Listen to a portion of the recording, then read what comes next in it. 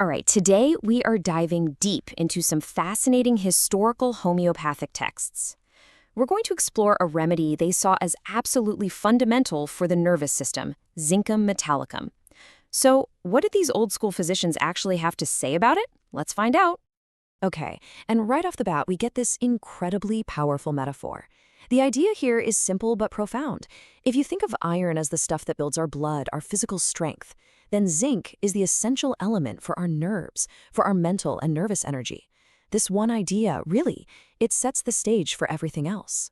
So the term they kept using to describe this state was nerve fag. Now, fag isn't a word we use much today, but what they meant, as Dr. Clark explains it, is just complete burnout. Tissues that are being worn out way faster than the body can repair them. You can just imagine this deep, systemic exhaustion, especially in the brain and nerves, from things like overstudy or stress or pulling too many all-nighters. So, how does a state like this actually show up? Well, and this is where it gets really interesting. According to these texts, the problem isn't about the symptoms that do appear, it's about the ones that fail to appear. The whole story of Zincum, it seems, starts with a vitality that's so low, the body can't even put up a good fight. And this gets us to a really crucial concept in their way of thinking: suppression. See, in these homeopathic texts, a healthy body is always trying to push sickness out, through a rash or a fever, some kind of discharge. But the Zincum state they describe is one where the body is just too weak to do that. It doesn't have the energy to develop a rash, so the whole problem gets driven inward, right into the nervous system. And this is a great example of just how specific these physicians were trying to be. Dr. Nash makes this really sharp distinction. With a remedy like cuprum, he says a rash was there, but it got pushed back in by something external, maybe an ointment. But with Zincum, the rash never even had the strength to show up in the first place. The vital force just wasn't there. And you see this failure to express theme everywhere. The person is described as being too weak to get a rash out, too weak for a proper menstrual flow. They can't even cough something up effectively. But, and here's the kicker, all their suffering, the headaches, the brain fog, the exhaustion, it all reportedly gets better the second these functions come back online. The moment the body can finally let it out, there's this wave of relief. So with a condition this deep, this internal, how would you even spot it? Well, these doctors looked for very specific, almost peculiar signals, what they called keynotes, that they believed pointed directly to this state of nervous collapse. So, with all the different ways nerve exhaustion can manifest, what did they consider to be the #1 can't-miss-it physical clue? And there it is, the famous fidgety feet. Now, this isn't just your garden variety restless legs. Dr. Nash calls it incessant and violent. The person just has to move their feet constantly. Dr. Clark even mentions that these movements keep going even when the person is asleep.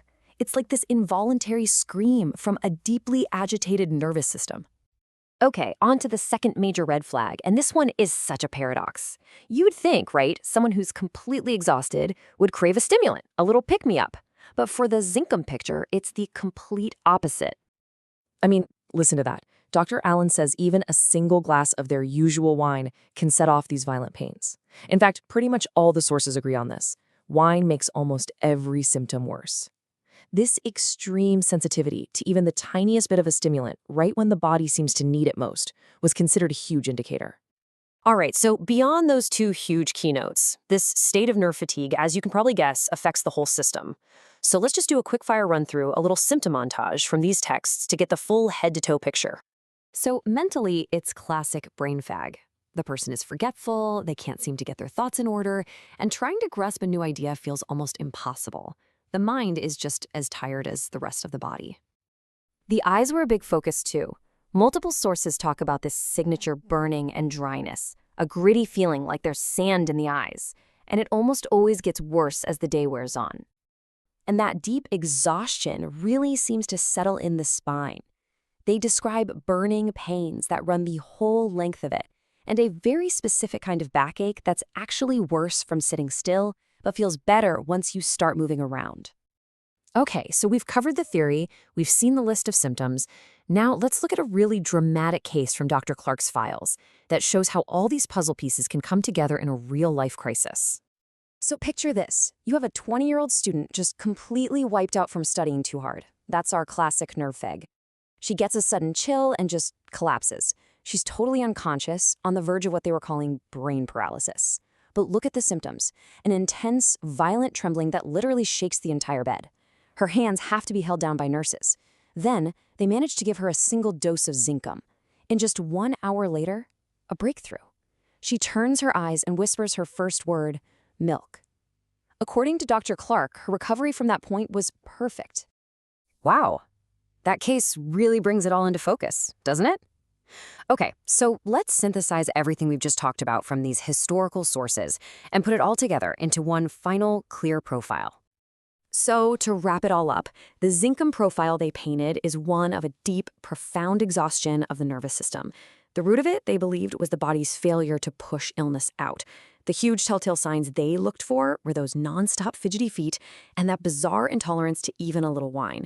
And the turning point, the sign that things were getting better, was when the body finally had the strength to express itself again, bringing this huge sense of relief. And that really leaves us with a fascinating question to think about. These 19th century doctors were describing a body that was literally too weak to show it was sick.